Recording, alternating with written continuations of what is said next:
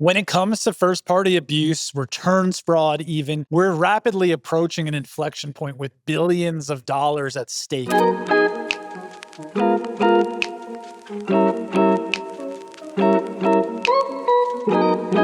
No longer can businesses say this is just the cost of doing business because it's just gumming up the works for every other arm of the business. So we need to make a decision. And what we've seen internally from our own clients and the way that we are working with people to combat this first party abuse pandemic is the following. Number one, defining what CLTV is. We need to start getting very granular about who's doing the returning, what they're returning, how frequently they're returning, and whether or not that's a viable entity to have in our sales environment. Number two, limiting instead of keeping people away seems to be the theme going into 2025. People who are high velocity returners or perhaps friendly fraud abusers, limiting them from parts of our platform like exclusive sales drops or buy now, pay later schemes. Doing things like that keeps your organic buyer base safe and protects your inventory from going out and coming back a couple of weeks later. Number three, understanding what our returns policies are and kind of playing devil's advocate to them. A lot of merchants are still charging people for shipping